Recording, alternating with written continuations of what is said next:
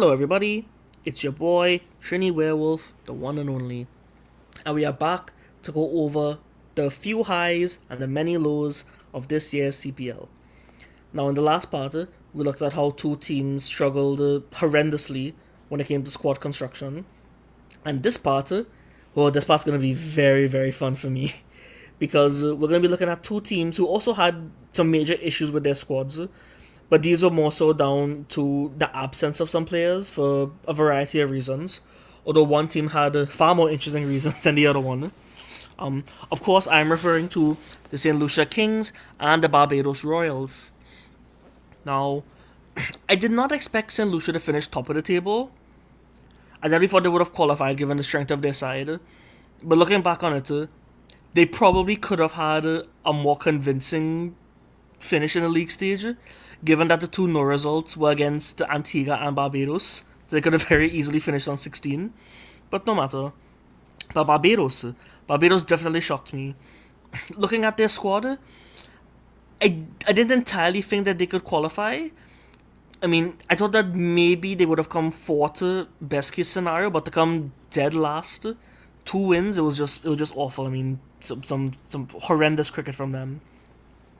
Now, they could have very easily been 4 from 10. It's worth noting that. But the 2 games they threw away against St. Kitts was just awful.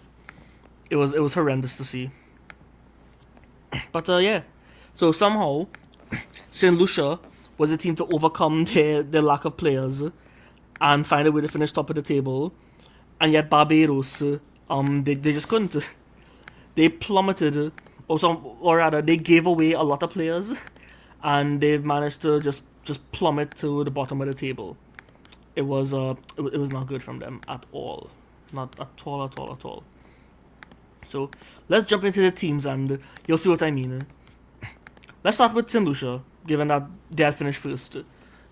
Now, this is the first time I'm recording this, because after going through this, after making this video twice already, I realized that each time I have left out a key player from the previous season. So I really should start taking notes for these, but so yeah, well, I'll jump into that at a later point. Now, just scrolling through this, you'll notice the distinct absence of a certain South African stalwart for St. Lucia, a Mr. Faf du Plessis. Now, he got injured before CPL. Well, not injured, he had a surgery, so he withdrew out of CPL early. St. Lucia also missed out on Matthew Ford, because I think he had gotten injured in the West Indies series just before CPL. So he was gone. Alzari was in and out of the side with injury, so there was that. But so that's 3 big players missing. Your captain and opener, one of your strike bowlers, and I want to say also a bowling all-rounder, given what we've seen from Matthew Ford. But the 4th person I was forgetting, I don't even know how I forgot him, because he was player of the tournament last year when they won. Noor Ahmed, the 12-year-old leg spinner who was just bowling down everybody. I completely forgot that he's not here. that was crazy for me. Yeah, so yeah, I still can't believe it. But yeah, he was a next player who was lost due to Asia Cup. This time I'll give the teams a bye, because it really seemed like Asia Cup wasn't going to happen. So some of the teams banked on picking some Afghanistan players. Not many Sri Lankans, so that one had me a bit surprised. But then again, also Asia Cup. But again, the Afghan players are mostly just the bowlers, with the exception of Gurbaz as a batter, and you could say Omar Zaya and Nabi as all-rounders, but that besides the point. So that's 4 huge players they're missing. And yet, they still managed to come first. So big up to them.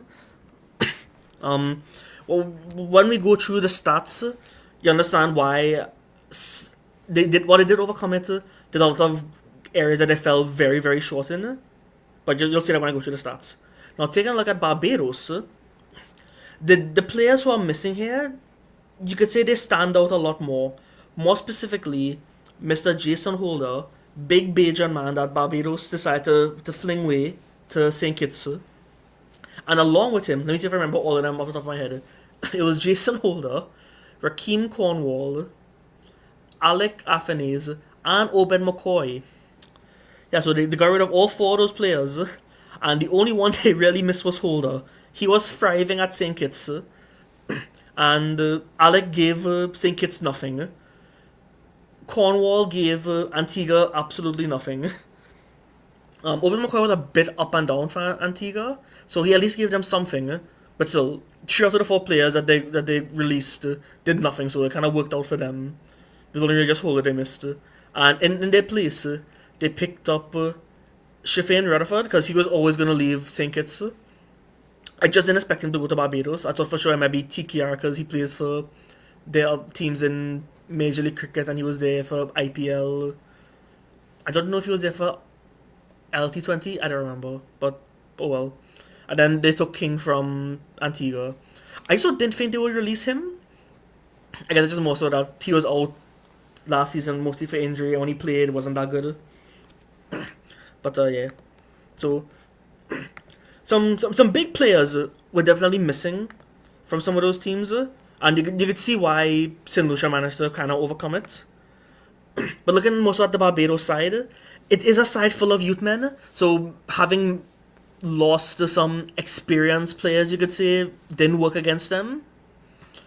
But yeah, while it was good that they went heavily with the youth man policy, it did not work out very well for them. So let's just jump into the stats. So let's just start with St. Lucia, seeing as they finished first. Now, the first time I saw this, I did not realize how top heavy it was. I don't know the right way to say it, but it's more so that they got a bulk of runs from just a few key players. Others did not give them as much runs as you would expect, but there were quite a few surprises, even though they're just a massive drop off here. Now, to fill the void of that strong opener, Tim Seifert definitely did that. Now, I rate Tim very highly for New Zealand. I think he would just he just suffered a lot from Devon Conway being their go-to guy for all formats really. But after Conway got injured and after he came back, he's been down bad as well. So Tim's really cashing on his opportunities, and he cashed in here as well. Nearly 400 runs, great average, great strike rate, the 100. Yeah, man did very good. So big up to Tim. I'm a bit surprised to see Chase at second. I mean, given how man has been holding down the fort for the West Indies team, he's been holding it together while we're struggling out there. So that's good for him. Now, Akeem Auguste, no one could have seen this coming, especially because I think the man played one breakout league game. He made that at 3 or 5, and then I think he got sick and didn't play anything. But man has certainly evolved from last CPL. I think he went from an average of mid-20s and a strike rate of 111 or something, definitely under 120, to suddenly going at 161 out of nowhere. This man has unlocked he has begun to unlock his potential. So great for him. It makes sense it being in the franchise that's run by the West Indies head coach. So yeah, big up to Akeem Auguste. He definitely earned that call up for the Nepal series. But apart from that, there's not much else. I mean, well, yes, Tim David gave them a good bit as a finisher. He did play a lot better against spin, so there's that at least. But yeah, Justin Charles didn't really do much. Strike rate was a lot lower than usual. It's usually 160 or 150. Average wasn't all that. Just the 150. I mean, yes, it's not as good of a season as Charles has had in the past, but given how little West Indies have in terms of options, he will still likely be in that World Cup squad, or at least be considered as an option, because, I mean, yes, we have King and Lewis to work with, but both of those men are constantly falling apart. So it's very possible Charles might be opening in India.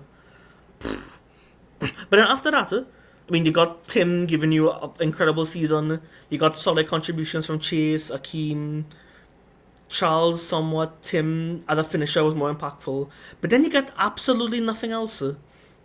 Now, Delano Portgate is someone who I somewhat rate, and I'm not more so from SA20. I thought he would have done a little bit better. He didn't bat as often, but nothing much from him. Carrie Payer was just Ghana made him look like a top order batter in that one game. Man came through with a 50 out of nowhere. So, yeah. Visa didn't give them anything with the batter. Aaron Jones, I don't know why they pick Aaron Jones. Man did nothing in MLC. He did nothing in. I don't think he's doing anything for USA right now. Apart from that one. Well, he did go beast mode in that final last year, but apart from that, that's really it. I think they only really have him because he has that Belgian citizenship, so he can count as an extra overseas player, or he can count as a local player instead of an overseas player. But yeah, and then everyone else is just bowlers. But then, well, Tamar Mills, they also made look like an opening batter, so yeah, Carey Pierre and Mills could have opened in their next game. They just the standard of CPL, making some bowlers look better than batters. So yeah, St. Lucia, you got the bulk from a lot of from some key players, but you couldn't get anything from anybody else. Now Barbados was a similar story, but the first time I looked at this, I honestly did not expect that King would be the top scorer. I thought for sure it would have been Powell or Quinton. So it honestly didn't seem like the best season from King.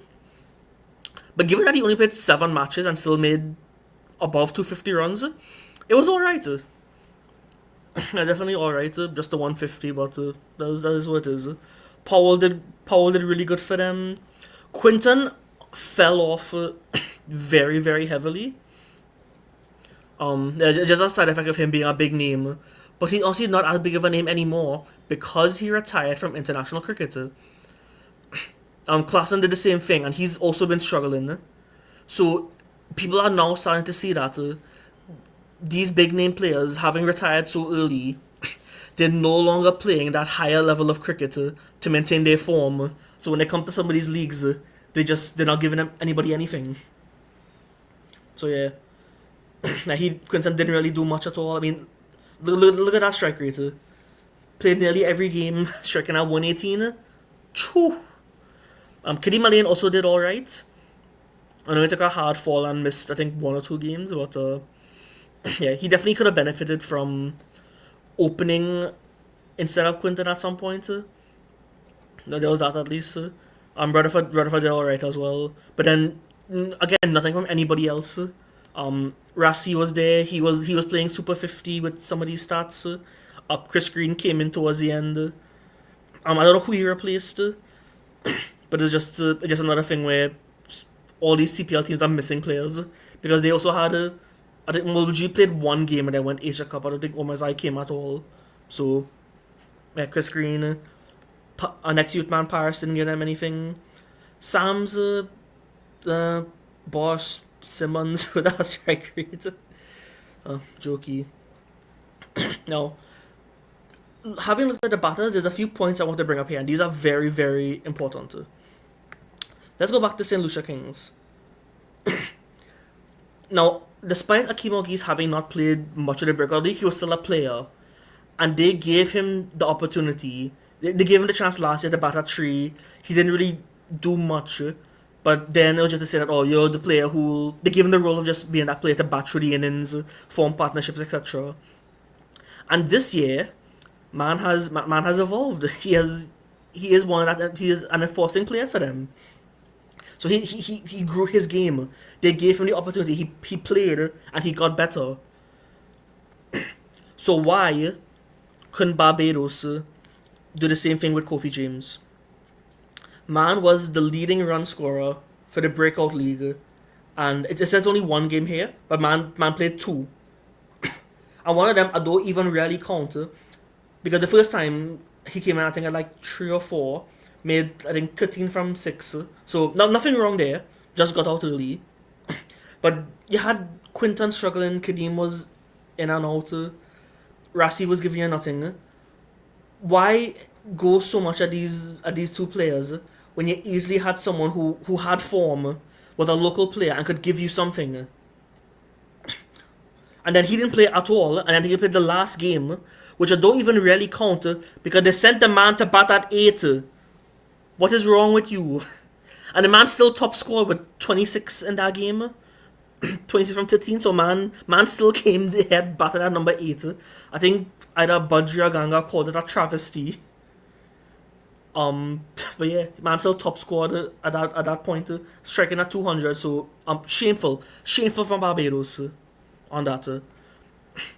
I'm not saying he would have given him like a 300 run season or something. He very well could have, but it would have fixed what you had, and it was a very very easy solution. Now, it's a side point, but there are a lot of things going on wrong with the Royals franchise on a whole, because Rajasthan Royals lost Rahul Dravid, he left.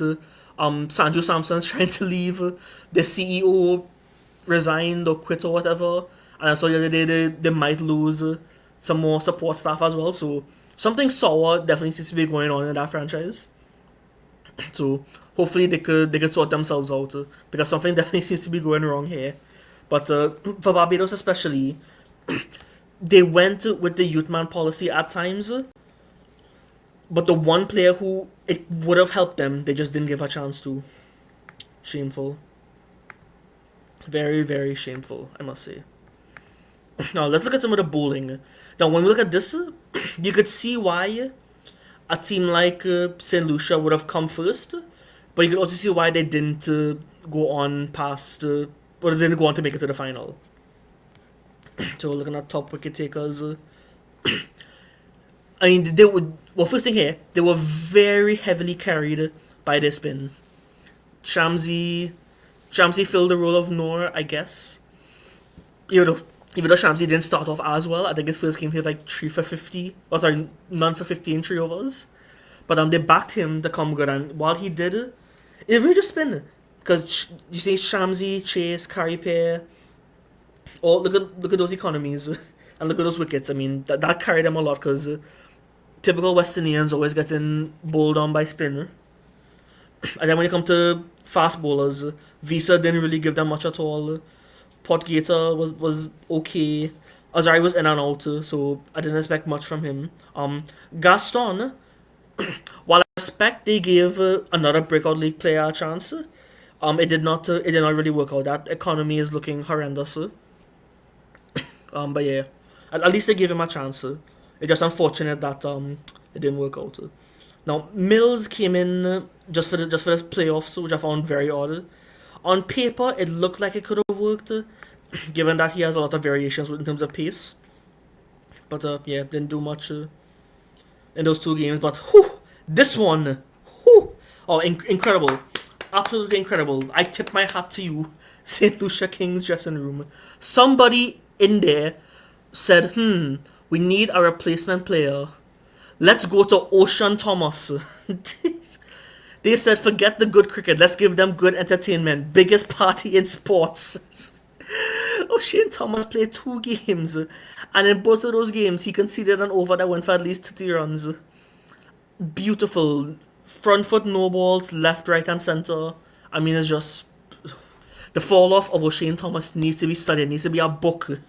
It was awful, but beautiful at the exact same time. No, just look at that economy. And I think this one from 31, I think he only bowled 2 overs in that game. So that just goes to show. Someone really said, let's get O'Shane Thomas. My goodness. So yeah, they very clearly missed Noor. And they also missed Ford, because Ford and Alzari would have given them a lot more into the fast bowlers. So yeah, they definitely suffered in that category. Now, let's jump to Barbados in terms of bowling. They have even less to talk about, because they didn't have many bowling options at all. They were carried by Daniel Sams. Now, he's someone who I've seen give some horrendous bowling spells and batting spells. Batting-wise, he didn't really fire here, but bowling-wise, he did pretty well. Yeah, but Ramon Simmons, round of applause to him as well. He also deserved that Nepal call-up, because he finally got that full season of CPL. I know he played Breakout League. I don't think he got many wickets though. But yeah, 9 matches, 13 wickets. He did very, very good here. It's also crazy how man was getting deals with the other Royals franchises. Like, man played SAT20 before he even played a full season of CPL, and before he even played for West Indies. So, stink. Not him, of course, but man did very good. Chris Green was alright as well. Ethan Bosch is someone who I also sort of rate. His brother's Corbin. I think he was also playing for I think he played for Saint Kitts, or he would have, but I think he also got had to withdraw because of a South Africa series. So yeah, Warrican didn't give them anything at all. I think he was a replacement player last year, didn't play, and then just didn't do much for them at all this year. There was no reason that you should be here. I mean, it's just they were giving Rutherford the death overs. I don't know why. It was very, very poor captaincy. Well, I don't even know if I could say poor because they didn't really have any other options outside of Daniel Samson and Ron Simmons. So they were often in situations where, you use your good bowlers, you get teams down, and you have no one else to turn to, and then they score a set of runs or they end up chasing down something. Yeah, Rutherford was not the way to go. Man had took a page out of the O'Shane Thomas playbook and was bowling wide, and then wider, and then wider again. So yeah, not good from him. Yeah, Mujib just with the one game, and then man fled to Asia Cup. Motara was the next person who just got that one game because they were down bad and they had nothing else to lose. But it just goes to show that these men could just some of these.